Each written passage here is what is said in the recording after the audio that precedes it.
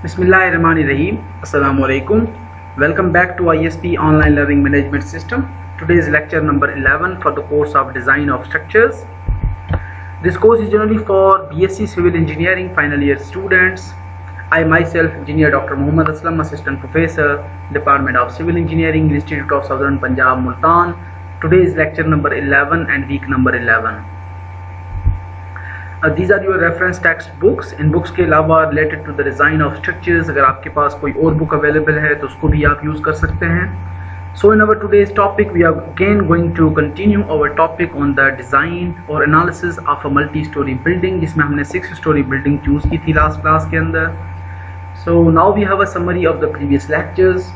इस कोर्स में हमने वेरियस टॉपिक्स जो हैं वो डिस्कस किए. सबसे पहले हमने रिटर्निंग वॉल्स को ब्रॉडली जो है वो एक्सप्लेन भी किया, डिस्कस भी किया. उसके different types of returning walls हमने डिज़ाइन भी किए. Then we designed single cantilever returning wall, जिसको बाद में आपको लैब के अंदर एक टास्क दिया गया था as a complex engineering problem, जिसके अंदर आपने जो है वो कंबाइन करके कैंटिलीवर रिटर्निंग वॉल से आपने जो है स्विमिंग पूल डिज़ाइन करना था. Then we started our new topic on the introduction of bridges and its types, कि bridges किस तरह से हम यूज़ करते हैं इंडस्ट्री के अंदर, bridges के कौन से टाइप्स अवेलेबल हैं, ब्रिज की स्पेसिफिकेशंस क्या होती हैं, प्री-स्ट्रेसिंग एंड कंपोजिट मेंबर्स का हमने एक ओवरव्यू लिया. उसके बाद हमने interior prestressed I section girder हमने डिज़ाइन भी किया, जिसको हमने बड़े डिटेल के अंदर with the different types of pre-stressing fibre stresses calculate किए. And then in our last classes we discussed about the introduction of multi-story building, और उसके बाद हमने एक बिल्डिंग जो है वो 6-story बिल्डिंग हमने एनालाइज करने के लिए हमने स्टार्ट किया था. So in our today's topic again we are going to continue our that topic on the analysis and design of a 6-story building, जिसमें हमने 6-story बिल्डिंग को चूज़ किया था. So this was our major statement, जो कि हमने last class में बड़ी डिटेल के अंदर मैं आपको ऑलरेडी एक्सप्लेन कर चुका हूँ कि 6-story building for a commercial complex has a planned dimensions as shown in figure 1.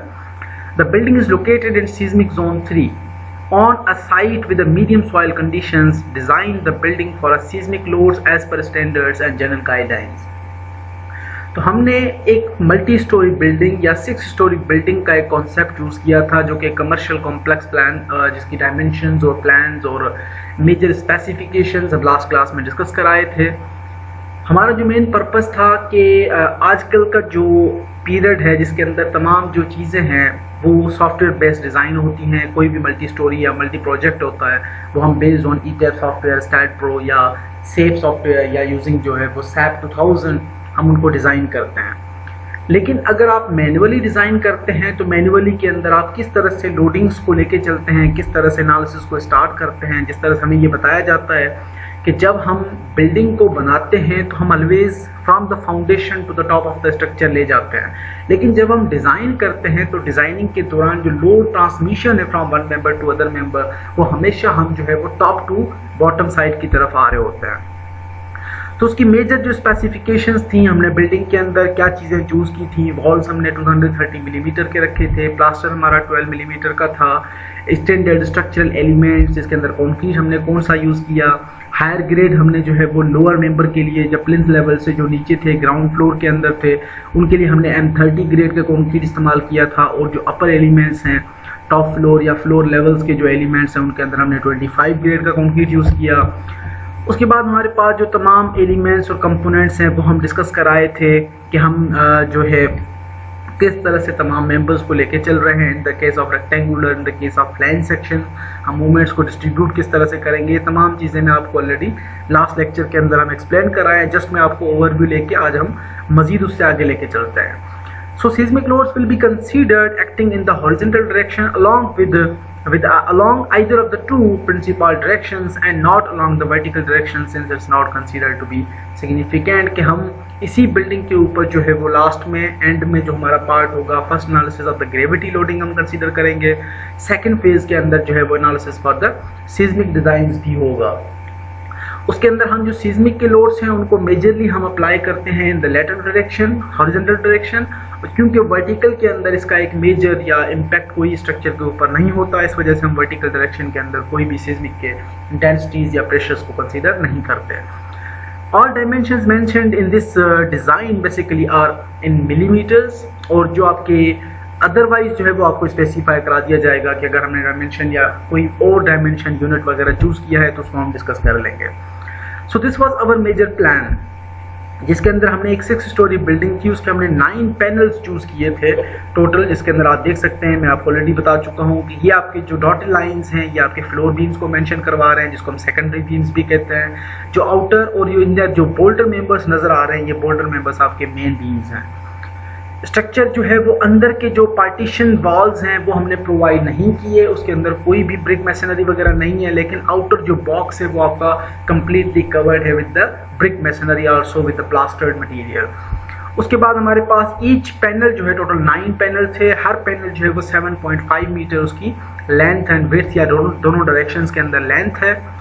जो एक्सपेंशन जॉइंट प्रोवाइडेड है in the commercial complex and in the service block, क्योंकि हमने यहाँ पे एक्सपेंशन जॉइंट है इस वजह से इसका सर्विस ब्लॉक का डिज़ाइन जो है वो इंडिविजुअली सेपरेट है, इंडिविजुअल डिज़ाइन है। हमारा जो मेन फोकस है वो इसी मेन ब्लॉक के ऊपर है।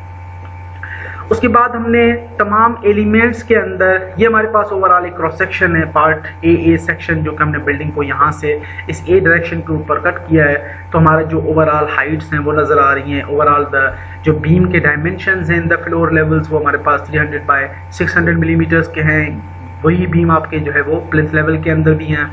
Column at the floor level हमारे पास 500 बाय 500 मिलीमीटर का गिवन है, और जो हमारा प्लिंथ लेवल के अंदर कॉलम है वो हमने 600 बाय 600 मिलीमीटर का चूज किया है।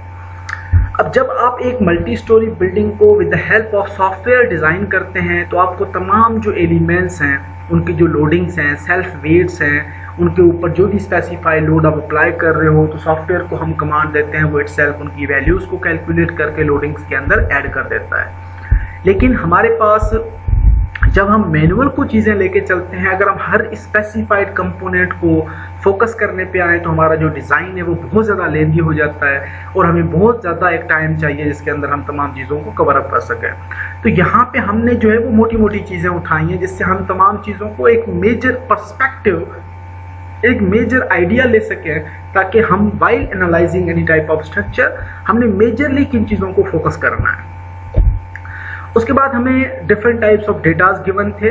We had a live load given, जो कि हमने 4 kilometre per metre square given था, जो कि आप लोगों को जो असाइनमेंट में टास्क दिया गया है उसके अंदर लाइव लोड जो है वो 4 kilometre per metre square plus R as your roll number था, जो कि लास्ट क्लास के अंदर मैं ऑलरेडी आपको स्पेसिफाई करवा चुका हूँ। उसको फोकस कीजिएगा अच्छे तरीके से इन असाइनमेंट, उसको कंसिडर करना है। टिपिकल फ्लोज के ऊपर हमें लाइव लोड 4 किलोमीटर गिवन है और लाइव लोड हमें टेरेस लेवल के ऊपर 1.5 किलोमीटर पर मीटर स्क्वायर का गिवन है। Floor finishing 1 kilometre per metre square, waterproofing 2 kilometre per metre square, terrace level की finishing 1 kilometre per metre square, ये तमाम लोडिंग्स हमें गिवन थी। उसके बाद हमने लोकेशन डिसाइड की थी कि हम पाकिस्तान के अंदर कोई भी लोकेशन चूज कर सकते हैं जहाँ पे जो जोन हमारे सीस्मिक जोन 3 के अंदर आते हैं, उसमें से आप कोई भी लोकेशन पाकिस्तान के अंदर चूज कर सकते हैं। विंड के कोई हमने लोड कंसीडर नहीं किए थे, क्योंकि हम जब सीस्मिक की बात करते हैं तो ओवरऑल विंड की जो हॉरिजॉन्टल इंटेंसिटीज हैं वो बहुत ही कम होती हैं। इस वजह से सीस्मिक के अंदर सीस्मिक की इंटेंसिटीज को कवर अप करने के बाद विंड की जो इंटेंसिटीज हैं वो इतनी ज़्यादा अहमियत नहीं रखती। टाइप ऑफ सॉइल हमारे पास 2 था, जिसका बियरिंग कैपेसिटी या बियरिंग प्रेशर हमें गिवन है 200 kilometre per metre square. Story height जो है वो हमारे पास 5 मीटर है, ग्राउंड फ्लोर 3.4 मीटर का है, average thickness of footing 0.9 metre. Floors हमारे पास कितने थे, ground floor plus 5 upper floors, total जो है वो 6 स्टोरी बिल्डिंग है। ग्राउंड फ्लोर प्रोवाइडेड जो इंजन की जो है वो 100 millimetre below the ground level हमने ग्राउंड बीम्स प्रोवाइड किए हैं। प्लिंथ की हाइट हमारे पास 0.6 मीटर है और वॉल्स जो हैं वो 230 मिलीमीटर ब्रिक मैसनरी वॉल्स हैं। तो ये तमाम स्पेसिफिकेशंस हमें गिवन थी। उसके बाद हमने कंक्रीट की जो मेजर कंपोजिशंस थी उसको हमने ग्रेड 25 के लिए मॉडुलस ऑफ इलास्टिसिटी निकाली। उसके बाद ग्रेड हमारे पास जो 30 था उसके लिए भी हमने मॉडुलस ऑफ इलास्टिसिटी कैलकुलेट की। उसके बाद हमने यील्ड स्ट्रेंथ फाइंड आउट किया कि HYS high yield strength deform bars हम चूज कर रहे हैं एज अ रिइंफोर्समेंट, जिनका ग्रेड जो है वो FE 450 ग्रेड है। तो ये हमने जनरली लेआउट बिल्डिंग का था, हमने स्टोरीज के अंदर डिस्ट्रीब्यूट किया। उसके बाद हमने बिल्डिंग को कॉलम नंबर्स असाइन किए कि कॉलम नंबर्स जो है वो हमने C1 से लेके C16 तक हमने कॉलम मार्क किए थे, जिसके अंदर हमने from the left side start किया था C1 C2 C3 आप अपनी मर्जी से कोई भी नाम देना चाहो आप दे सकते हैं। जब आप ड्राइंग्स के हिसाब से चलते हैं तो आप अपना नाम भी मेंशन करवा सकते हैं। बेस्ड ऑन ग्रिड लाइंस आप नाम दे सकते हैं, जिस तरह से मैंने बताया कि एक ग्रिड के अंदर आपके पास A B C parameters given है, दूसरे ग्रिड के अंदर आपके पास 1 2 3 4 नंबर्स गिवन है। तो आप दोनों जो है वो रिस्पेक्टिव क्रॉस सेक्शंस को या रेस्पेक्टिव जो वैल्यूज है उनको आप मल्टीप्लाई कर दो आपस में, या C1 1C या B1 A1, इस तरह से आप मेंशन करवा के अपने नाम भी दे सकते हैं। उसके बाद हमने डिफरेंट नंबर ऑफ स्टोरीज के लिए मेंशन करवाया कि let's suppose at each floor at each level of the building हम 105 205 305 से हम मेंशन करवा रहे हैं, जिसका मकसद जो था कि first digit indicates the storey number and the last 2 digits indicate the column number, कि हमारा 105 is representing as number 1 storey और कॉलम नंबर 5। तो ये हमने कॉलम नंबर्स दे दिए। उसके बाद हमने फ्लोर बीम्स के हवाले से डिस्कस किया था कि the reactions all floor beams that are capable of free rotation at supports are designed as as a floor beams. The reactions of the floor beams are calculated manually. हमने manually reactions को calculate करना है, जिनको बाद में हमने main beams के ऊपर as a point load apply करना है। अब एक जनरल पर्सपेक्टिव क्या होता है हमारा टू बी इंजीनियर, जब हम एक लोड की बात करते हैं तो आप इस वक्त किसी भी फ्लोर के ऊपर खड़े हो स्ट्रक्चर के अंदर, आपका लोड, आप अगर किसी मेंबर के ऊपर बैठे हैं, चेयर के ऊपर बैठे हैं, तो आपका लोड चेयर के अंदर ट्रांसफर हो गया। चेयर ने उस लोड को with the help of his legs उसने ट्रांसफर कर दिया इनटू द फ्लोर और इनटू द स्लैब या इनटू द फ्लोर या फिनिशिंग टॉप लेयर जो टाइल्स वगैरह लगे होते हैं, टाइल्स ने ट्रांसफर कर दिया इनटू द स्लैब। अब अगर हम 5th लेवल के ऊपर या फर्स्ट स्टोरी के ऊपर खड़े हैं तो स्लैब के अंदर जैसे ही लोड आ जाता है, स्लैब उस लोड को ट्रांसफर करता है इनटू द बीम्स। स्लैब का लोड बीम के अंदर ट्रांसफर हो गया। अब अगर आपके पास फ्लोर बीम आ जाते हैं तो फ्लोर बीम जो है वो स्लैब का लोड ट्रांसफर होता है इनटू द फ्लोर बीम्स और फ्लोर बीम उसको ट्रांसफर करते हैं इनटू द मेन बीम्स। तो ये हमेशा कॉन्सेप्ट याद रखना है कि फ्लोर बीम स्लैब के डायरेक्टली नीचे होते हैं और बीम्स मेन बीम्स के डायरेक्टली ऊपर होते हैं, ताकि जो स्लैब का लोड है, जब आपके पास एक वाइडर एलिमेंट होता है, बहुत ही ज्यादा लेंथ की स्लैब है, तो उस केस के अंदर हम स्लैब के अंदर छोटे स्ट्रिप बीम्स प्रोवाइड करते हैं। और स्ट्रिप बीम्स क्या करते हैं, जैसे आपका जो आपके टियर गर्डर स्लैब सिस्टम है, जो कि हम ब्रिक मशीनरी के अंदर जो स्लैब सिस्टम बनाते हैं, जिसके अंदर आपके जो टियर्स हैं, टियर होते हैं, टी सेक्शंस लगे हुए होते हैं और आपके मेन गर्डर्स होते हैं लोहे के, उनके ऊपर हम ब्रिक्स लगाते हैं, जो कि हम जिनको हम जो है वो लेंथ वाइज ब्रिक वगैरह भी कहते हैं, स्टैंडर्ड ब्रिक, जो कि छत को ढकने के लिए या छत को बंद करने के लिए यूज होती है नॉर्मली। अब आपकी जो ईंटें हैं जो आपने टियर्स के अंदर लगाई, वो ईंटें आपकी एज अ स्लैब हैं और टियर्स एज अ स्ट्रिप्स हैं या स्ट्रिप बीम्स हैं या फ्लोर बीम्स हैं या सेकेंडरी बीम्स हैं। और जो आपके मेन गर्डर्स हैं, वो आपका जो स्ट्रिप का लोड मेन गर्डर्स के ऊपर अप्लाई हो रहा है, तो girders will be considered as a main beams और tiers will be considered as a secondary beams और आपकी जो ब्रिक्स हैं that will make a composite slab. तो यहाँ पे हमारा जो कॉन्सेप्ट है वो इसी तरह से डेवलप होता है। उसके बाद हमने different types of main beams को नाम दिए। हमने कॉन्सेप्ट क्या डेवलप किया कि slab is resting on floor beams और floor beam is resting on main beams and main beam is transferring load into the columns or column step by step is load transmitting into the main member, so into the foundation sorry। उसके बाद हमने main beams के नाम दिए कि हमने main beams को numbers के अंदर डिस्ट्रीब्यूट कर दिया कि लेट्स सपोज आउटर सेक्शंस के अंदर जो बीम्स हैं B1 B2 B3 B2 up to B12। उसके बाद इनर नंबर हमने मेंशन करा दिए कि इनर मेंबर्स के अंदर जो है वो हमारे पास बीम्स कितने आ रहे हैं, अप टू बीम 24 तक हम ले गए।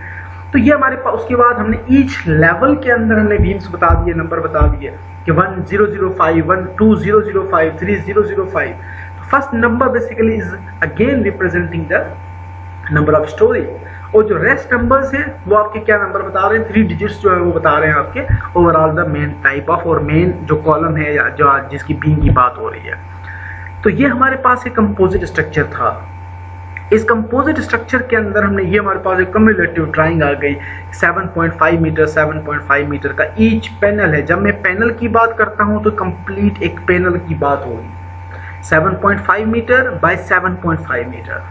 अगर हम पैनल की बात करें, क्योंकि यहाँ से हमारा जो मेन डिजाइन है वो स्टार्ट हो रहा है, तो जब पैनल की बात होगी तो पैनल आपका ये कंप्लीट एक पैनल है। This whole structure has a 9 panels.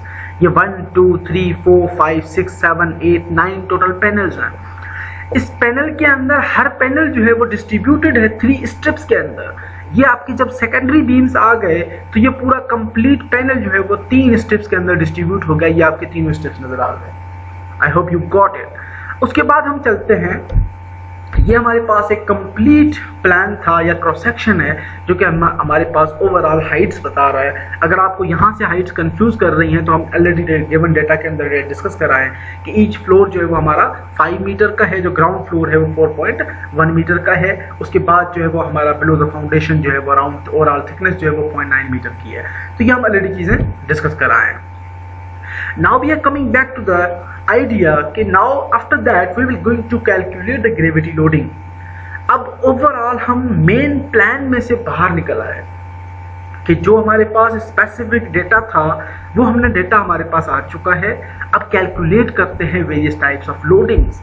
कि ग्रेविटी लोडिंग की जब बात आती है उसके अंदर क्या बातें आती हैं, मेन लोडिंग कौन सी होती है, हमारे पास डेड लोड्स और लाइव लोड्स हो गए, जिसके अंदर आपकी self weight of the structure भी आ गया। उसके बाद लाइव लोडिंग अगर कोई एक्ट कर रही है इन द वर्टिकल डायरेक्शन, जो लोडिंग्स एक्ट करती हैं उसको हम ग्रेविटी लोडिंग्स कंसीडर करते हैं।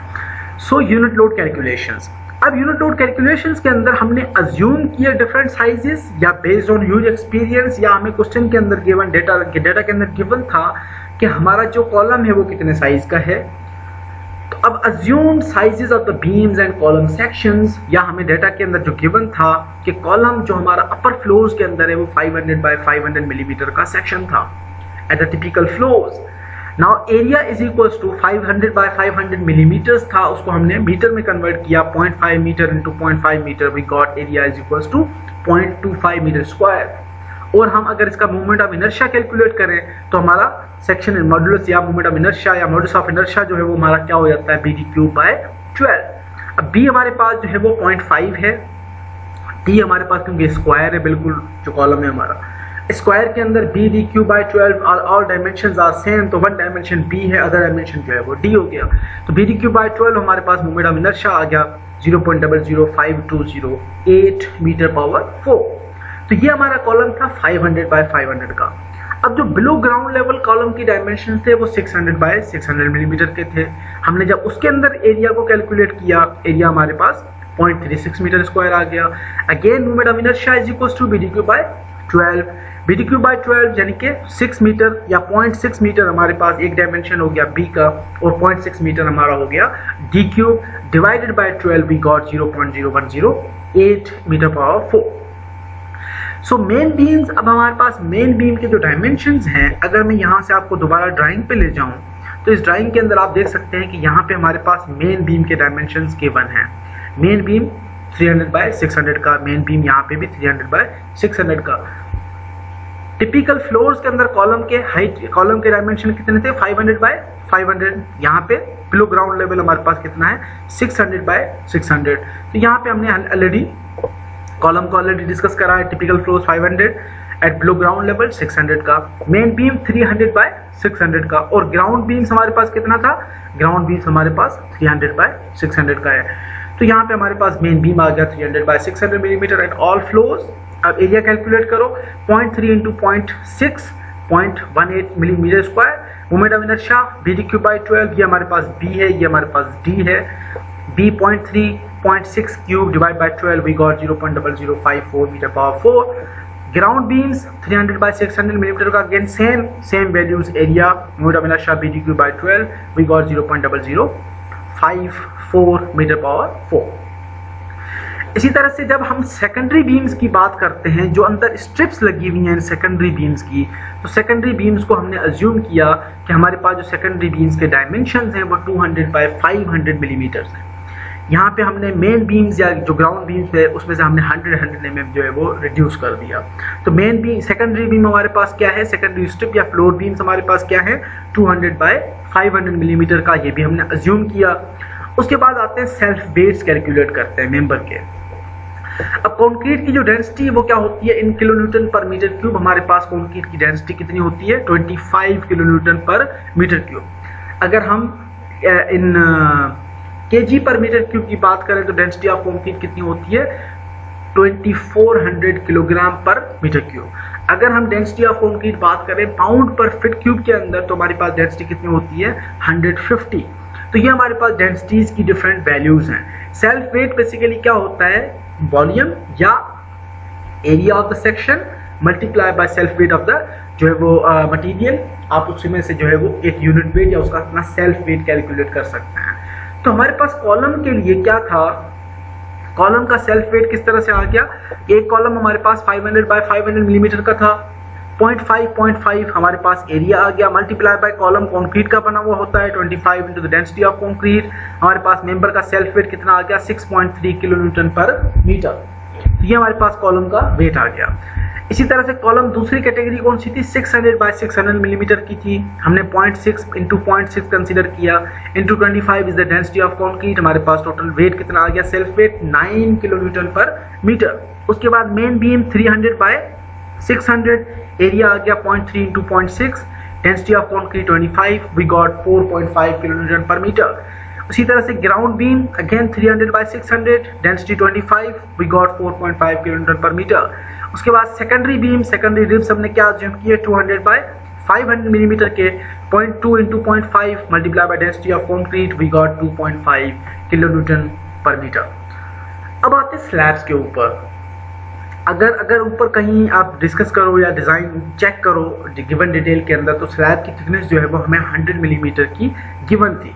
तो अब हम क्या करते हैं कि स्लैब की थिकनेस हमारे पास ऑलरेडी गिवन है 100 मिलीमीटर की, हमने उसको 0.1 मीटर के अंदर रखा, into 25 is the density of concrete, we got 2.5 kilo newton per metre square. क्योंकि हम यहाँ पे एरिया स्लैब का स्पेसिफाई नहीं कर रहे, हम पर मीटर स्क्वायर के हिसाब से बात कर रहे हैं कि जो स्लैब हमारी अगर 100 मिलीमीटर की है तो पर मीटर स्क्वायर के अंदर उसका जो वेट है वो 2.5 किलो न्यूटन है। तो ये हमारे पास overall self weights of the member आ गए। अब ये कंक्रीट के बने हुए मेंबर थे, इस वजह से हमने डेंसिटी ऑफ कंक्रीट क्या ली 25 kilo newton per metre cube. अब हम आते हैं ब्रिक वॉल के अंदर। अब ब्रिक वॉल हमारे पास 230 मिलीमीटर हमें थिकनेस गिवन था, लेकिन वो थिकनेस 230 मिलीमीटर जो है वो सिर्फ ईंटों की थिकनेस थी, ब्रिक वॉल की थिकनेस थी, उसके अंदर कोई भी प्लास्टर ऐड नहीं था। इस वजह से हम क्या कर रहे हैं, self weight of the overall wall including the plaster, इसके अंदर हमने क्या कंसीडर किया, brick wall plus plaster is equal to 230 millimetre thick है हमारी ब्रिक वॉल, जिसका हमारे पास जो है वो थिकनेस कितनी थी 230 मिलीमीटर। उसको हमने 0.23 यानी divide by 1000 we got it in metre, 0.23 into 19 basically is the unit weight of wall of a brick material या ऑफ अ ब्रिक मैसनरी। जिस तरह से कंक्रीट की डेंसिटी हमारे पास 25 kilo newton per metre cube है, इसी तरह से जो ईंटों की डेंसिटी है या ब्रिक मैसनरी की जो डेंसिटी है वो 19 kilo newton per metre cube होती है। तो हमने जब हमारे पास वॉल की थिकनेस कितनी थी 0.23 metre into 19 is the density of brick masonry wall, plus दोनों वॉल के साइडों के ऊपर प्लास्टर है प्लस 2 इंटू प्लास्टर की थिकनेस अगर आप डेटा के अंदर चेक करो तो 12 मिलीमीटर हमें गिवन थी, तो 0.012 metre into 20 is the density of a plaster. Plaster की density in kilo newton per metre cube 20 है, ब्रिक मैसनरी की density in kilo newton per metre cube हमारे पास 19 है, डेंसिटी ऑफ कंक्रीट हमारे पास जो है वो 25 kilo newton per metre cube होती है। तो जब हमने ब्रिक वॉल की बात की प्लस प्लास्टर की बात की तो 0.23 हमारे पास थिकनेस आ गया ब्रिक वॉल का, 19 is the density of wall plus 2 दो साइड्स है, 0.012 हमारे पास थिकनेस ऑफ द प्लास्टर है इंटू 20 हमारे पास डेंसिटी ऑफ प्लास्टर है। तो टोटल हमारे पास ब्रिक जो सेल्फ वेट आ गया ब्रिक वॉल का वो 4.9 kilo newton per metre square आ गया। इसी तरह से फ्लोर वॉल की हाइट 4.4 मीटर, क्योंकि यहाँ पे हमारे पास दोनों एजेस के अंदर टॉप से अगर आप देखो तो total height of the building जो है या हाइट ऑफ द फ्लोर हमारे पास 5 मीटर था। 5 मीटर में से हमने 300 मिलीमीटर टॉप के अंदर हमारा बीम आ जाता है, 300 मिलीमीटर बॉटम के अंदर बीम आ जाता है। अगर आप 600 मिलीमीटर का ओवरऑल बीम निकाल देते हो तो पीछे आपके पास 4.4 मीटर ओवरऑल हाइट बच जाती है जो कि वॉल की होगी। तो 4.4 मीटर हमारी फ्लोर वॉल है इंटू 4.9 क्योंकि फ्लोर वॉल जो है वो बेसिकली आपकी ब्रिक मशीनरी की बनी हुई है, तो 4.9 हमारे पास हाइट आ गई, उसको हमने 4.9 किलोन्यूटन पर मीटर स्क्वायर यानी self weight of the brick wall से मल्टीप्लाई किया, तो हमारे पास वेट कितना आ गया वॉल का 21.6 किलोन्यूटन पर मीटर फ्लोर के अंदर। उसके बाद ग्राउंड फ्लोर वॉल जिसकी हाइट 3.5 मीटर है, 3.5 into 4.9 we got 17.2 kilonewton per metre. उसके बाद ground floor wall into height, again हमारे पास जो हाइट है ग्राउंड फ्लोर की वो 0.7 मीटर थी, उसको हमने दोबारा मल्टीप्लाई किया 4.9 से we got 3.5 kilonewton per metre. Terrace के ऊपर हमारे पास जो पैरापेट वॉल है वो हमारे पास 1 मीटर की है, 1 metre into 4.9 kilonewton per metre square we got 4.9 kilonewton per metre. तो पिछले इस स्लाइड के ऊपर हमने तमाम कंक्रीट के यूनिट वेट्स कैलकुलेट कर लिए एलिमेंट्स के, और यहाँ पे हमारे पास टोटल ब्रिक वॉल्स की जो कैलकुलेशंस हैं, फ्लोर वॉल कितनी है, ग्राउंड वॉल कितनी है, ग्राउंड फ्लोर वॉल कितनी है। ग्राउंड फ्लोर वॉल 2 है बेसिकली, हम प्लिंथ से अबव की बात कर रहे हैं और प्लिंथ से बिलो की बात भी कर रहे हैं। उसके बाद हमारे पास टेरेस है, टेरेस के अंदर ओवरऑल कितनी हमारे पास इंटेंसिटी आ रही है, कितनी ओवरऑल हाइट है। टेरेस पैरापेट वॉल की 1 मीटर थी, हाइट से हमने मल्टीप्लाई किया और ओवरऑल सेल्फ वेट 4.9 से मल्टीप्लाई किया, तो हमारे पास 4.9 kilonewton per metre self wait आ गया। तो ये तमाम सेल्फ वेट्स हमने कैलकुलेट कर लिए हर स्पेसिफिक एलिमेंट के, हर स्पेसिफिक हाइट या हर स्पेसिफिक मेंबर के। Keep in your mind that all the depths of the beams have been deducted, कि जो हमारे बीम्स की डेप्थ थी वो already from the height deduct करके हमने बाकी जो रिमेनिंग हाइट्स हैं वो कंसीडर की हैं। ओवरऑल अगर आप हाइट ऑफ द फ्लोर हमारे पास 5 मीटर थी, तो हमने 300 मिलीमीटर या 300 मिलीमीटर दोनों एजेस के ऊपर जो आपके बीम्स आ रहे थे वो हमने डिडक्ट कर दिए थे। ग्राउंड फ्लोर वॉल हमारे पास 4.1 मीटर की थी, उसमें से हमने 0.6 मीटर हमने डिडक्ट कर दिया, वी गॉट 3.5 मीटर। इसी तरह से आपके पास जो बिलो सेक्शन अगर आप बात करो, ये वाली हाइट ओवरऑल 1.1 मीटर है, यहाँ पे हमने एक एज से हमने माइनस कर लिया, जो ओवरऑल कॉलम का या बीम का हाइट जो है वो हमने डिडक्ट कर दिया, तो टोटल जो हमारे पास बच जाती है वो 0.7 मीटर बच गई, उसमें से जो है वो हमने 3.5 कंसिडर कर ली। तो इसी तरह से हमने पैरापेट और टेरिस वॉल की बात कर ली। टेरिस हमारे पास जो है वो वेट आ गया 4.9 किलोन्यूटन पर मीटर। अब आते हैं स्लैब लोड कैलकुलेशंस के ऊपर, कि हमने सेल्फ वेट हर मेंबर के अलग अलग निकाल दिए। कॉलम का सेल्फ वेट कितना था, बीम का सेल्फ वेट कितना है, और स्लैब के वॉल्स के सेल्फ वेट्स कितने हैं। अब सॉफ्टवेयर में जब हम कोई भी एनालिसिस करते हैं तो सॉफ्टवेयर क्या करता है कि जो स्लैब का जो आपके बीम्स हैं, कॉलम्स हैं, उनके सेल्फ वेट को वो ऑलरेडी कैलकुलेट करता है। कैलकुलेट करने के बाद वो मर्ज कर देता है तमाम वैल्यूज़ के साथ और उसको बाद में एनालाइज करता है। लेकिन हम यहाँ पे जो हमारे बीम्स थे और मेन कॉलम्स हैं, मेन बीम्स और मेन कॉलम्स, उसके बाद हमारे जो सेकेंडरी बीम्स हैं, उनके अपने सेल्फ वेट को कंसीडर नहीं कर रहे हैं, हम उनको स्किप कर रहे हैं। वो इसलिए स्किप कर रहे हैं कि हमारे पास जो तमाम मेंबर्स हैं वो लोड और तमाम जो कॉन्फ़िगरेशंस हैं, तमाम जो डिटेल्स हैं, अगर हम कंसीडर करते हुए स्लोली लेके चलते हैं तो हमारा सिस्टम जो है वो बहुत ही ज़्यादा कॉम्प्लेक्स हो जाएगा। तो इस वजह से हमारा जो मेन पर्पस है वो हमने अंडरस्टैंड करना है ओवरऑल द कॉन्सेप्ट कि how the loads are basically transform from one member to the other member. अब आते हैं स्लैब लोड कैलकुलेशंस के ऊपर। अब हमने एक कॉलम या एक टेबल बना लिया। लेट्स सपोज कि we have a components here, we have a terrace level and typical level. Typical levels को हमने टेरेस से सेपरेट क्यों किया? क्योंकि टेरेस के ऊपर हमारे पास दो चीज़ें आ जाती हैं। एक, हमारे पास वहाँ पे वाटर प्रूफिंग लेयर लगती है जो कि बाकी आपके टिपिकल फ्लोर्स के अंदर नहीं लगती। टेरेस के ऊपर हम क्यों लगाते हैं? क्योंकि बारिश का डायरेक्टली जो पानी है वो वहीं पे आ रहा होता है, वाटर टैंक्स आपके वहाँ बने हुए होते हैं। बाकी जो फ्लोर्स हैं वो तो हमारा रेजिडेंशियल एरिया है, सिटिंग एरिया है, उसके अंदर तो हम ये सारी चीज़ें प्रोवाइड नहीं करते। अगर थोड़ा बहुत पानी लग भी गया तो हम उसको वाइपर के जरिए साफ कर देते हैं, कपड़े के जरिए साफ कर लिया उसको। तो जो आपके वाटर प्रूफिंग है बेसिकली वो टेरेस लेवल के ऊपर आती है, बाकी फ्लोर्स के ऊपर नहीं होती। टिपिकल फ्लोर्स के ऊपर फ्लोर फिनिशिंग आपकी हर जगह पे होती है, टॉप फ्लोर के ऊपर भी होती है और जो लोअर फ्लोर्स है वहाँ पे भी होती है।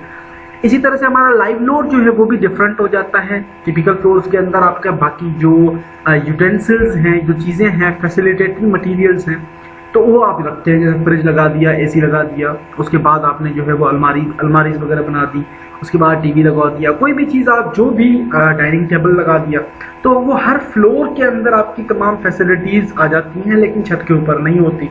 तो इस वजह से यहाँ पे हमारे पास कंडीशंस डिफरेंट हो जाती हैं। तो हमने दो किस्म के या दो कैटेगरीज के अंदर इसको डिस्ट्रीब्यूट किया, स्लैब लोड कैलकुलेशंस को टेरेस के अंदर डिस्ट्रीब्यूट किया और टिपिकल फ्लोर्स के ऊपर भी डिस्ट्रीब्यूट कर दिया।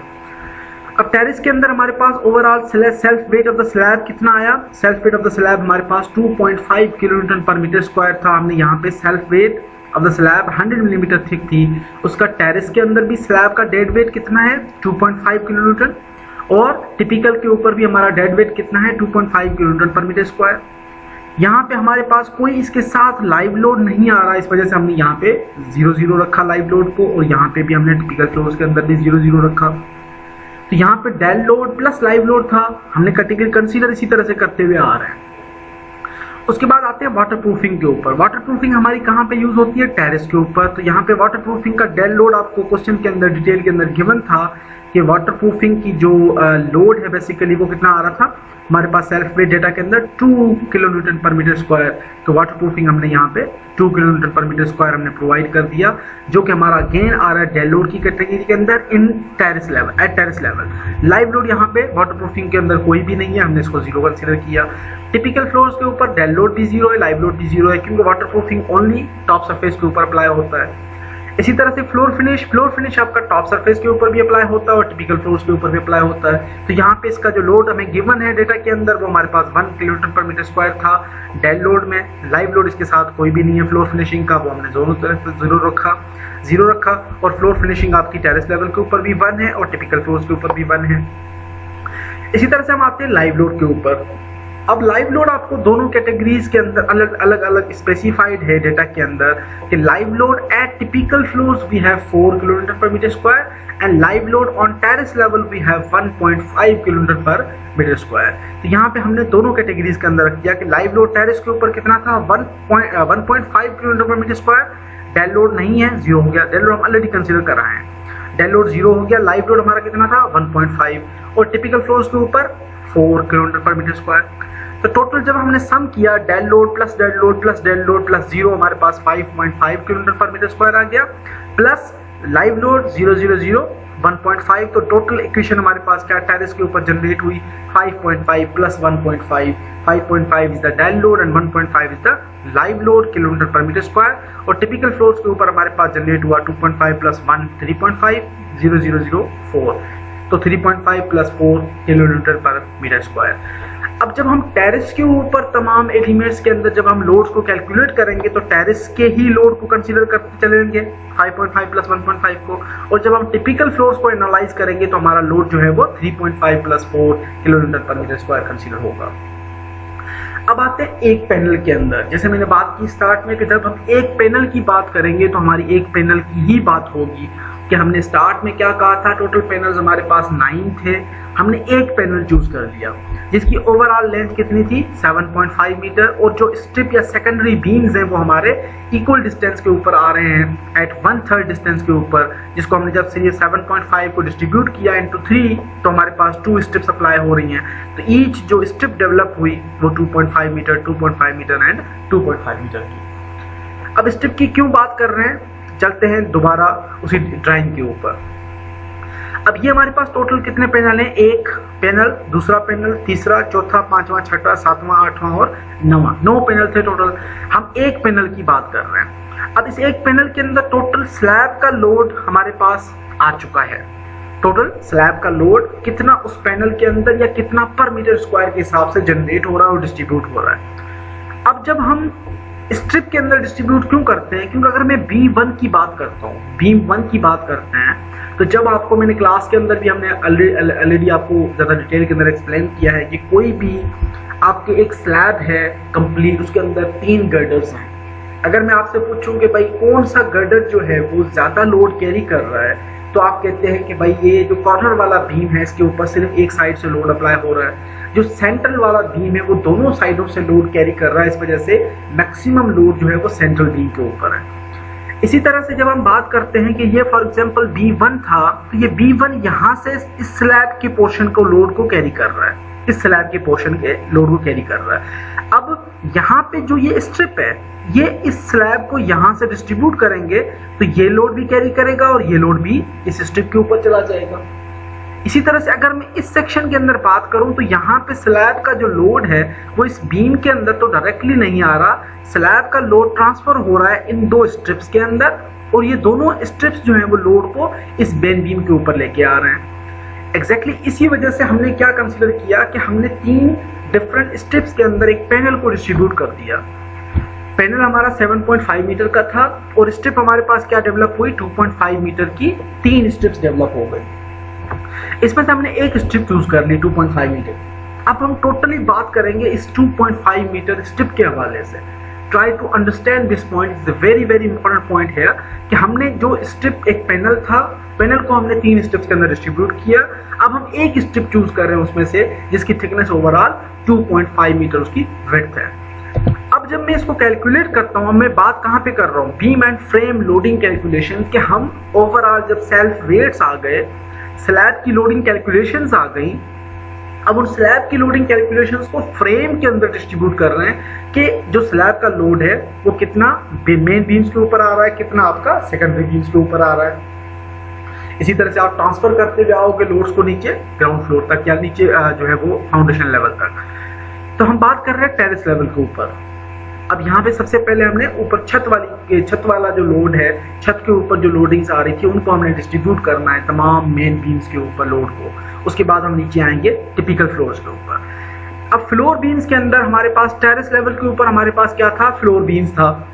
अब self weights of main beams and columns will not be considered, क्योंकि हम यहाँ पे सॉफ्टवेयर की जब बात करते हैं, analysis of software will directly add them, हम यहाँ पे मैन्युअली कर रहे हैं, इस वजह से हम मेन बीम और कॉलम्स का लोड जो है उसको फिलहाल इग्नोर कर रहे हैं। इन रियलिटी हम उसको कंसीडर करते हैं।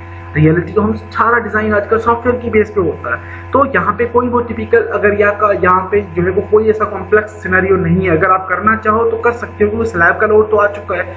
जिस रीजन के अंदर जिस मेंबर के ऊपर आपका लोड आ रहा है उसी मेंबर के अंदर आप बीम का लोड ऐड करते जाओ, कॉलम का लोड उसके ऊपर ऐड करते जाओ, आपका लोड जो है वो कंसीडर होता जाएगा।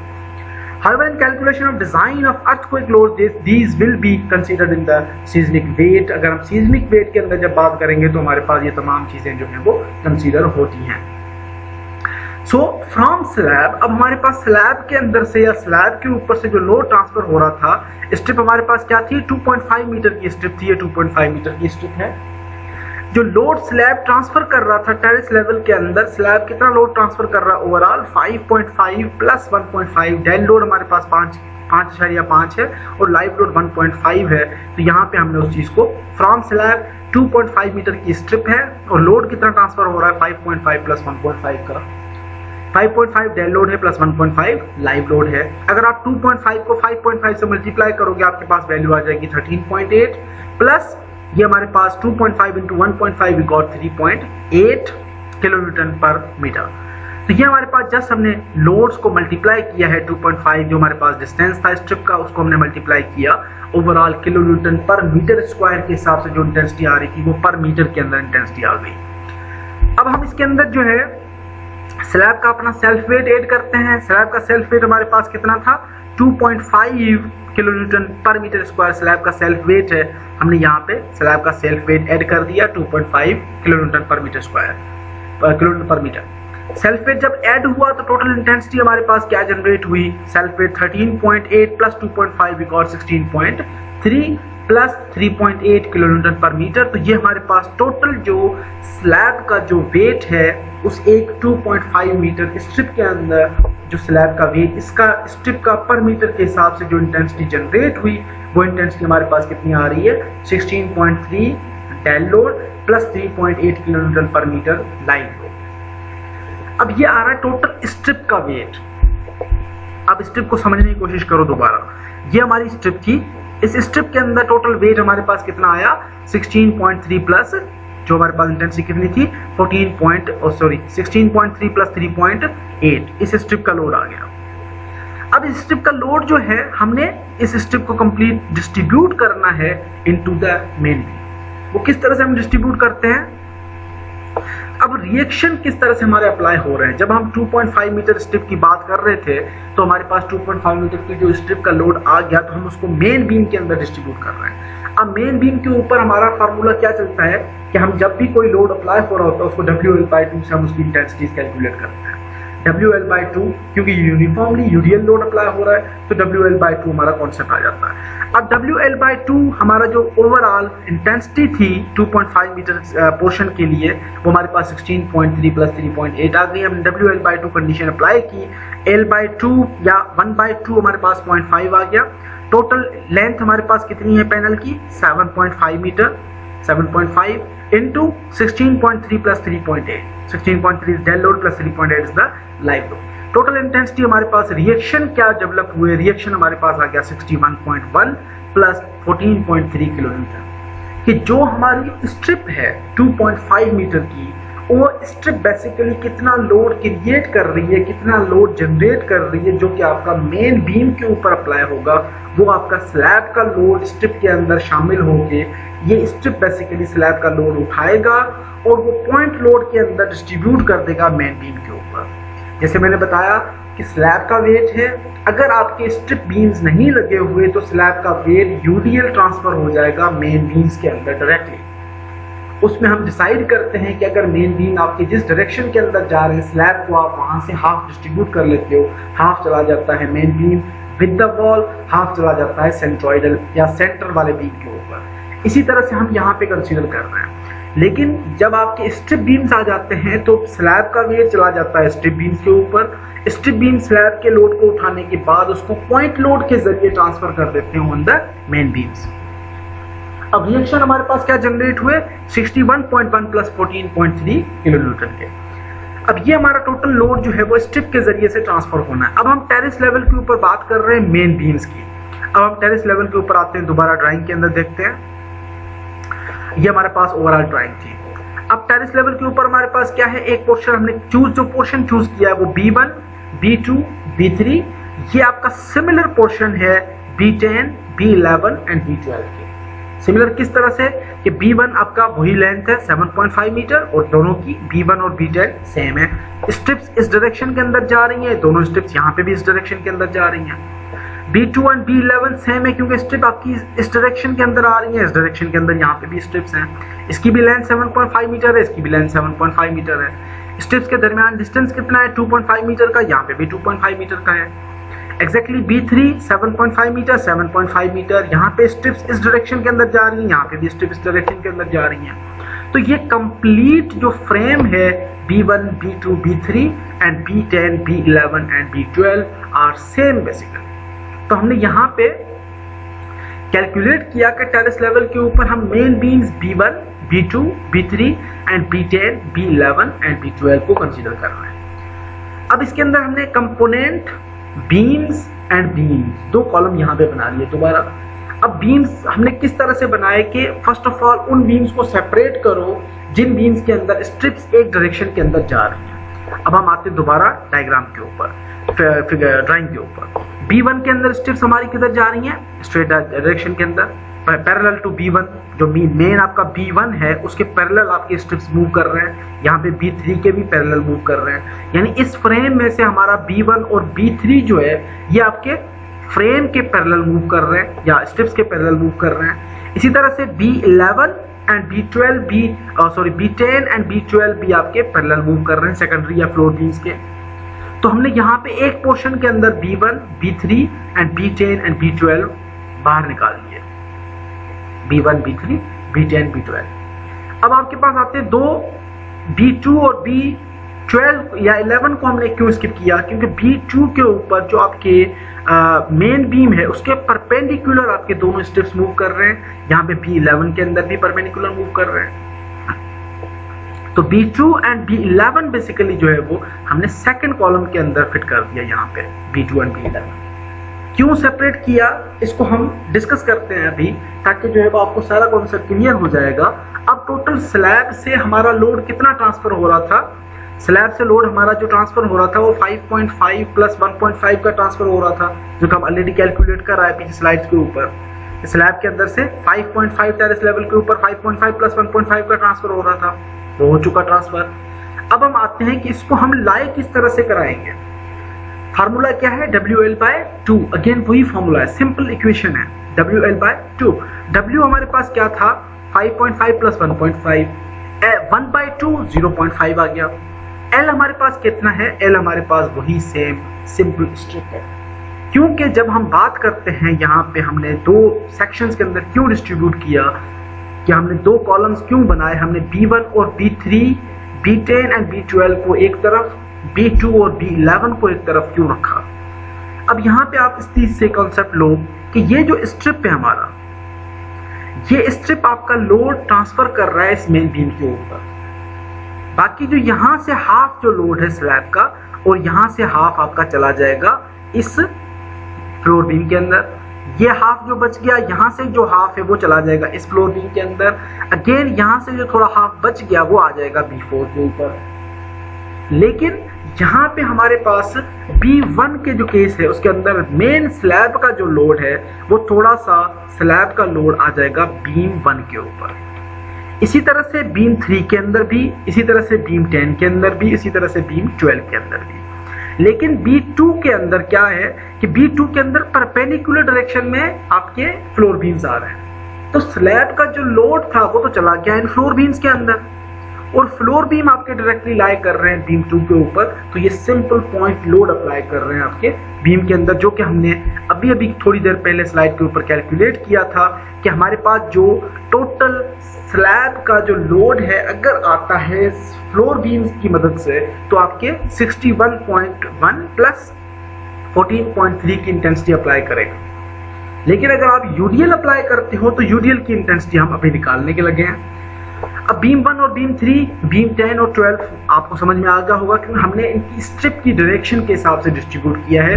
B1, B3, B10 and B12, उसी तरह से B2 और B11 अलग हो गए। स्लैब का लोड क्या था 5.5 प्लस 1.5, 2.5 हमारे पास स्ट्रिप लेंथ है, हाफ जो है वो हमारा 1/2 इंटू WL का जो फॉर्मूला है। यहाँ पे हमने जब इसको मल्टीप्लाई किया 0.5 इंटू 2.5, जो intensity I 1.75 multiply by 5.5 is got 6.9, 1.75 into 1.5 got 1.9। और इसकी जो इंटेंसिटी है इन बीम्स के ऊपर डायरेक्टली अप्लाई हो रही है, लेकिन जो B2 है और B11 है उसके ऊपर डायरेक्टली अप्लाई नहीं हो रही।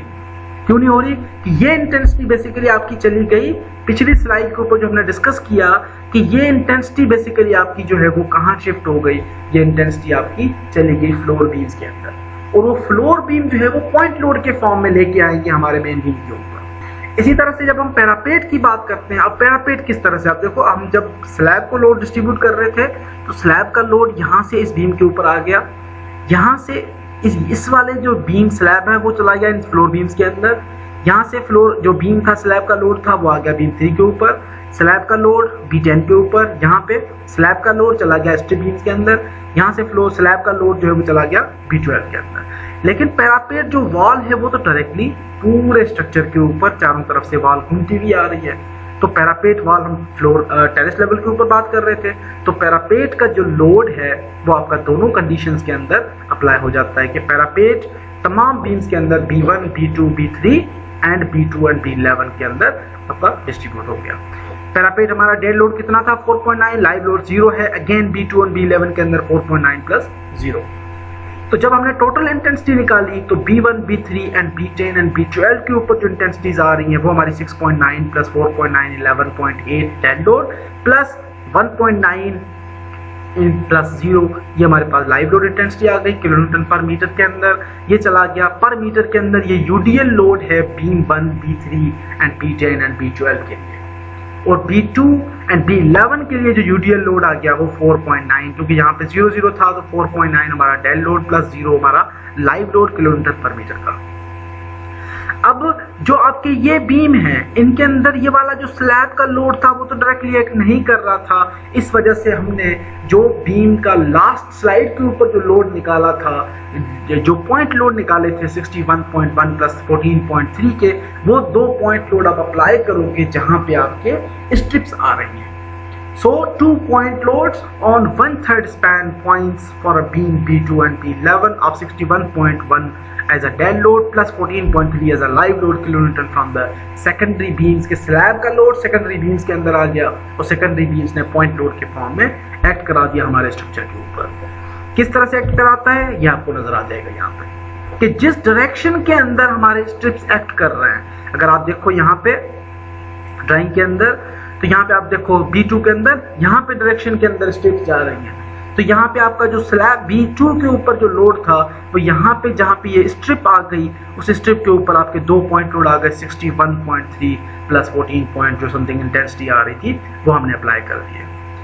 तो ये हमारे पास इंटेंसिटी आ गई। अब आपको फिगर इस तरह से नजर आएगी कि B2 और B11 की जो फिगर है B2 और B11 का उसके अंदर आपके पास 2 पॉइंट लोड आ गई जहां पे आपकी ये स्ट्रिप आ रही थी वो 61.1 प्लस 14.3 जो कि हमने यहाँ पे निकाला। 61.1 प्लस 14.3 के 2 पॉइंट लोड आ गए और यहाँ पे आपके पास जो यूडीएल लोड आया B2 और B11 के अंदर वो 4.9 प्लस 0 किलोन्यूटन पर मीटर था। तो ये आपके पास इंटेंसिटी आ गई। अब हम पूरे पैनल को कंटिन्यू करते हैं कि let's suppose B1, B2, B3, B10, B11, B12 दोनों कंप्लीट फ्रेम्स की मैं बात करता हूं तो मेरे पास इस तरह से नजर आ जाएगा। ये आपके पास B1, B2, B3, B1 is equal to B10, B2 is equal to B11 and B3 is equal to B12। तो यहाँ पे जब हमने इसको मजीद लिया आगे तो यह हमारे पास जो इंटेंसिटी आ रही थी B1 के अंदर वो हमारे पास इंटेंसिटी कितनी आई थी 11.8 प्लस 1.9 यहाँ पे यूडीएल की डायरेक्ट, तो यहाँ पे आपकी इंटेंसिटी आ गई यूडीएल के अंदर 11.8 प्लस 1.9। यहाँ पे पॉइंट लोड क्यों नहीं आ रहे क्योंकि ये तो आपकी जो स्ट्रिप थी इस डायरेक्शन के अंदर थी। स्ट्रिप अगर आपकी इस डायरेक्शन के अंदर होती तो आपके यहाँ पे भी 2 पॉइंट लोड आते। B2 के अंदर हमारे पास क्या था 61.1, ये 2 स्ट्रिप आ रही है, ये दोनों स्ट्रिप के रिएक्शंस हो गए जो कि स्लैब का लोड फ्लोर बीम्स के अंदर और फ्लोर बीम्स ने ट्रांसफर कर दिया ऑन द मेन बीम। और जो आपका पैरापेट की वजह से जो जनरेट हुआ यूडीएल लोड वो 4.9 प्लस 0 किलोन्यूटन पर मीटर था। इसी तरह से B1 और B3 भी ऑलमोस्ट सिमिलर है 11.8 प्लस 1.9। टोटल फ्रेम हमारा क्या बन गया 7.5 मीटर 7.5 मीटर 7.5 मीटर का। B1 is same as B10, B2 is same as B11, B3 is same as B12। तो ये हमारे पास जो है वो इंटेंसिटी आ गई। अब हम आते हैं सेकंड कंडीशन के ऊपर। अब हम दोबारा चलते हैं ड्राइंग के अंदर। ड्राइंग हमारे पास क्या थी B1, B2, B3 हम टेरेस लेवल के ऊपर बात कर रहे थे। B1, B2, B3 and B10 and B11 and B12 हम टेरेस लेवल के ऊपर इनको फ्री कराए। इनके ऊपर जो इंटेंसिटी थी हमने कैलकुलेट कर ली। अब हम आते हैं इस फ्रेम के अंदर। ये complete frame B4, 5 and 6, 7, 8, 9, 16, 17, 18, 19, 20 and 21 ये सारे सेम है।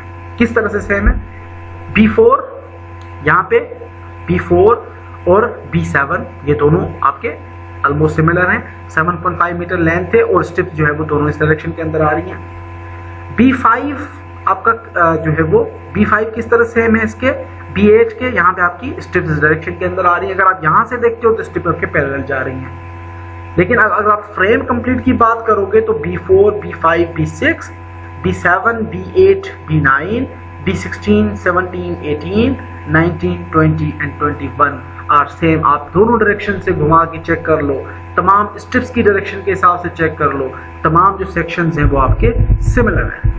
अब सिमिलर थे इस वजह से हम इसको कंसीडर कर रहे हैं कि मेन बीम जो इंटरनल थे B4, 5 and 6, 7, 8 and 9, 16, 17 and 18, 19, 20 and 21। अब इसके अंदर हमारे पास क्या था कि स्लैब के अंदर से लोड हमारा कितना ट्रांसफर हो रहा था WL/2। टेरेस लेवल के ऊपर बात हो रही थी। टेरेस लेवल का हमें लोड ऑलरेडी 5.5 प्लस 1.5 गिवन था।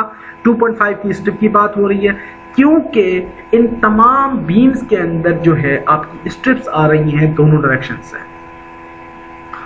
स्ट्रिप्स किस तरह से आ रही हैं अगर मैं आपको दोबारा ड्राइंग के अंदर ले चलूं। B4 अगर मैं इस पैनल की बात करता हूं तो कोई स्ट्रिप्स नहीं आ रही इसके ऊपर, इस मेंबर के ऊपर। लेकिन जब मैं इस फ्रेम के अंदर से बात करता हूं तो ये फ्रेम आपके जो रिएक्शंस हैं वो अगेन यहाँ पे सेकेंडरी बीम B4 के ऊपर लाई कर रहा है। तो यहाँ पे आपके दोनों जो है वो सेकेंडरी बीम्स आ गए। इसी तरह से B7 अगर इस पैनल के हिसाब से बात करें तो यहाँ पे स्ट्रिप्स नहीं है, लेकिन इस पैनल के अंदर से स्ट्रिप्स आ रही हैं। इसी तरह से अगर हम ये यहाँ पे B5 की बात करूँ तो स्टेप्स आपकी यहाँ से आ गई, B6 स्टेप्स आपकी यहाँ से आ गई, 7 स्टेप्स यहाँ से आ गई, 8 स्टेप्स यहाँ से आ गई, 9 स्टेप्स यहाँ से, 16 स्टेप्स यहाँ से, 17 स्टेप्स अंदर से आ गए, 18 स्टेप्स यहाँ से, 19 स्टेप्स अंदर से, 20 अंदर वाले पैनल से और 21 बाहर वाले पैनल से।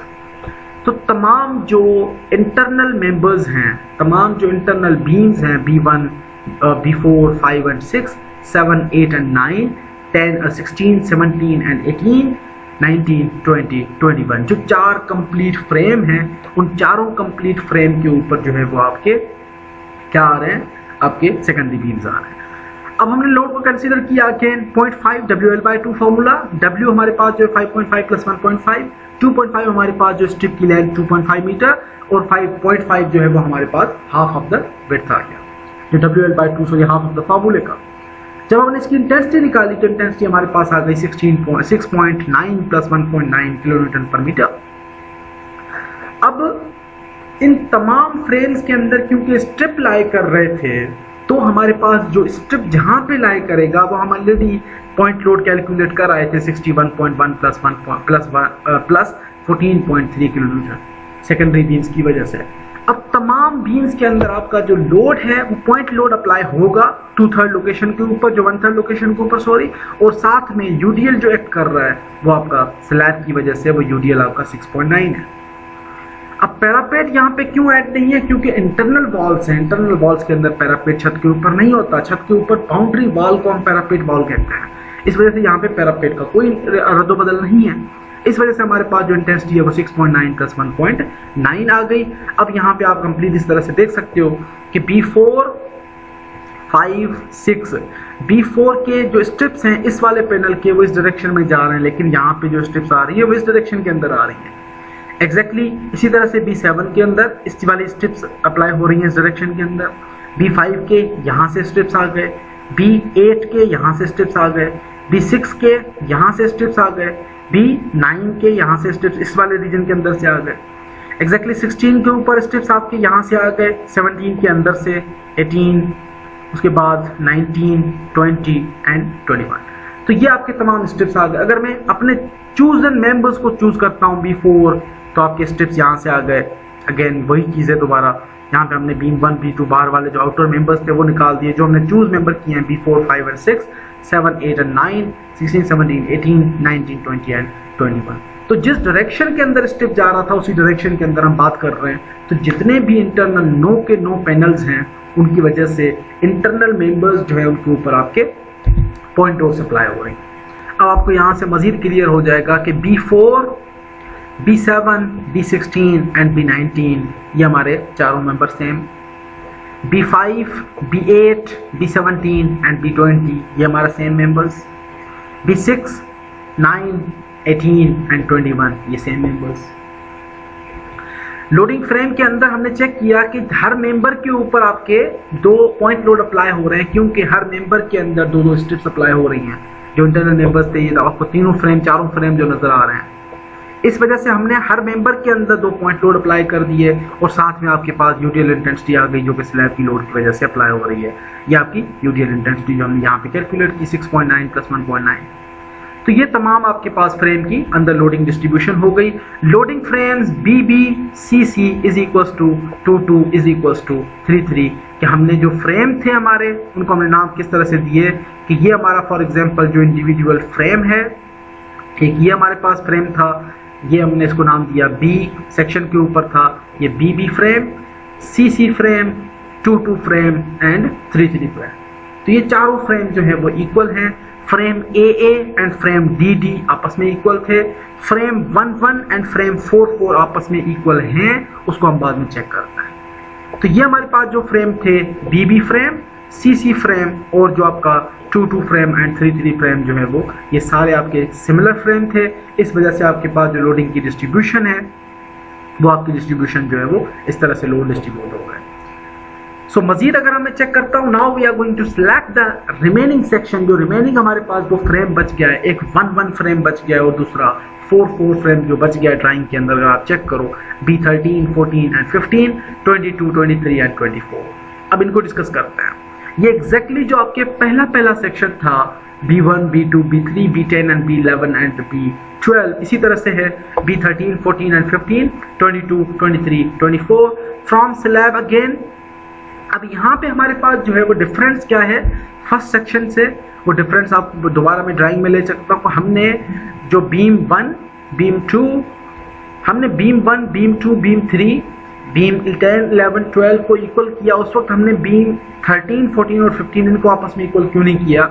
बीम 1 के अंदर आपके पास जो है वो पैरेलल डायरेक्शन के अंदर जो फ्लो बीम्स एक्ट कर रहे थे, तो आपके जो बीम 13 है उसके परपेंडिकुलर एक्ट कर रहे हैं, 15 के भी परपेंडिकुलर एक्ट कर रहे हैं और 14 के अंदर जो है वो पैरेलल जा रहे हैं। इसी तरह से 14 और आपका जो पैरेलल B23 है उसके अंदर पैरेलल मूव कर रहे हैं। B15, 13, 22 एंड 24 के अंदर वो परपेंडिकुलर एक्ट कर रहा है। तो एग्जैक्टली उसी तरह से हमने प्लान को जब बाहर डिस्ट्रीब्यूट किया लोडिंग के अंदर, तो हमने जो हमारे विदाउट फ्रेम थे या विदाउट जो आपकी स्ट्रिप्स, जो जिसके अंदर स्ट्रिप्स आपके पैरेलल एक्ट कर रहे थे, उनको हमने सेपरेट कर लिया और परपेंडिकुलर वालों को सेपरेट कर लिया।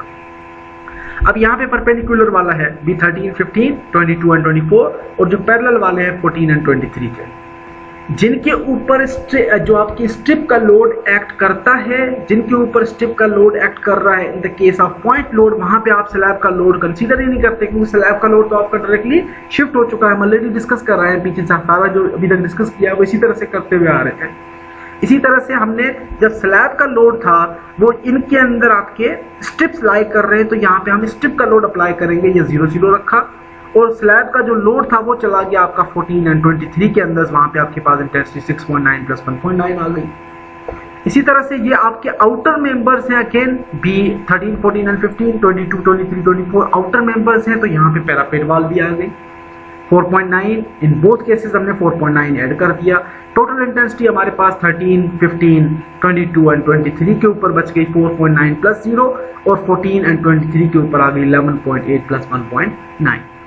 और जो आपके इंटरनल मेंबर्स हैं, जिनके ऊपर आपका फ्रेम, जिनके ऊपर आपके 2 पॉइंट लोड एक्ट कर रहे हैं, उस केस के अंदर आपके जो उन मेंबर्स के अंदर 2 पॉइंट लोड अप्लाई करने हैं, जिनकी intensity 61.1 plus 14.3 kilonewton per metre होगी। अब ये हम आ गए B13, 14 एंड 15 के ऊपर। एग्जैक्टली 13 इज इक्वल टू हमारे पास 22 है, 15 is equal to 24, 14 is equal to 23। अब ये हमारे पास इंटेंसिटीज आ गई। जहां पे आपके 2 स्टेप्स आ रही हैं वहां पे हमने 61.1 प्लस 14.3 की लोड इंटेंसिटी अप्लाई कर दी। यहाँ पे भी हमारे पास वही इंटेंसिटी आ गई। इनके अंदर जो लोड आपके पास यूडीएल था वो 4.9 का था, वो 4.9 का हमने यूडीएल अप्लाई कर दिया। जो आपका रिमेनिंग B14 मेंबर्स और जो आपके पास B14 और 23 था, उसके ऊपर जो हमारे पास यूडीएल एक्ट कर रहा है, सॉरी यहाँ पे हमारे पास यूडीएल 4.9 था, यहाँ पे हमारे पास जो यूडीएल है वो 11.8 है, तो यूडीएल हमारे पास 11.8 प्लस 1.9 किलोमीटर पर मीटर आ गया। तो B13, B14, B15 is equal to B21 और 22, 23 एंड 24। अब यहाँ तक था टेरेस लेवल। अब टेरेस लेवल होने के बाद हम आते हैं फ्लोर लेवल्स के अंदर। अब फ्लोर लेवल्स तकरीबन जो आपके अप टू ग्राउंड फ्लोर तक सारे फ्लोर सिमिलर हैं, जिनकी हाइट भी ओवरऑल 5 मीटर हमें बताई गई थी, तो तमाम चीज़ें हमें ऑलरेडी स्पेसिफाइड है। अब फ्लोर लेवल के अंदर हम फ्लोर बीम्स की बात करते हैं कि अब हमारे पास जो एक स्ट्रिप कितनी थी 2.5 मीटर की थी। जो फ्लोर लेवल के अंदर जो लोडिंग गिवन है हमें, अगर हम पीछे चेक करते हैं स्लाइड के अंदर, तो जो स्टार्ट में हमने कैलकुलेट किए थे लोड के टिपिकल टेरेस लेवल के ऊपर हम कंसीडर कर रहे थे 5.5 प्लस 1.5 का। टिपिकल लेवल्स के अंदर हमारे पास कितना है 3.5 plus 4। 3.5 is the dead load and 4 is the live load. अब हम इसी को चेक करते हैं हमारे डिजाइन के अंदर कि डिजाइन हमारा क्या कहता है। डिजाइन के अंदर था हमारा फ्लोर बीम 2.5 मीटर की स्ट्रिप है, 3.5 प्लस 4 जो कभी हमें टिपिकल फ्लोर्स के ऊपर मिला हुआ था। हमने इंटेंसिटी चेक की, दोनों को मल्टीप्लाई करो, 2.5 into 3.5 got 8.75, 2.5 into 4 we got 10। अब 10 kilonewton per metre. Self wait slab का कितना था 2.5 मीटर। टोटल वी गॉट दोनों को ऐड करो 11.25 plus 10 kilo newton per metre. इसी के हमने रिएक्शन निकाले WL/2 यानी 0.5, 7.5 हमारे पास टोटल स्ट्रिप थी, टोटल पैनल की लेंथ है, इनटू L जो हमारे पास लोड है बेसिकली 11.25 प्लस 10, 11.25 प्लस 10। तो जो हमारे पास पॉइंट लोड बने, जो स्लैब का लोड अगर हम पूरे पैनल का डिस्ट्रीब्यूट कर देते हैं हमारे दो जो इंटरनल जो हमारे सेकेंडरी बीम्स हैं उनके ऊपर, तो जो पॉइंट लोड हमारा जनरेट हुआ वो 42.2 प्लस 37.5 किलो न्यूटन का। इसी तरह जिस तरह से हमने अभी फर्स्ट पैनल सॉल्व किया था B1, B2, B3 जो टेरेस लेवल के लिए, और B10, B11, B12 एग्जैक्टली इसी तरह से आपने दोनों फ्रेम आपस में इक्वल कर लिए, B1, B2, B3 and B10, B11 and B12। इसी तरह से B1, B3, B10 and B12 उनके ऊपर जो है वो हमारी स्ट्रिप्स एक्ट नहीं कर रही थी, वो पैरेलल मूव कर रही थी, इस वजह से हमने एक पैनल यहाँ पे सेपरेट कर लिया इनको, और B2 और B11 के ऊपर आपके जो सेकेंडरी बीम्स थे वो परपेंडिकुलर एक्ट कर रहे थे। फ्रॉम स्लैब हमारे पास जो लोड आया वो WL/2, 0.5, 2.5 की इंटेंसिटी और 3.5 प्लस 4 आपका टिपिकल फ्लोर्स के ऊपर लोड था, जिनके अंदर आपके स्ट्रिप्स लाई कर रही हैं या आपके जो फ्लोर बीम्स लाई कर रहे हैं उनके अंदर आप 0 रख दोगे। जो आपके मेन बीम्स थे B1, B3, B10 and B12 उनके ऊपर 4, इनको इंटेंसिटी को हमने मल्टीप्लाई किया, 4.4 प्लस 5 इंटेंसिटी आ गई।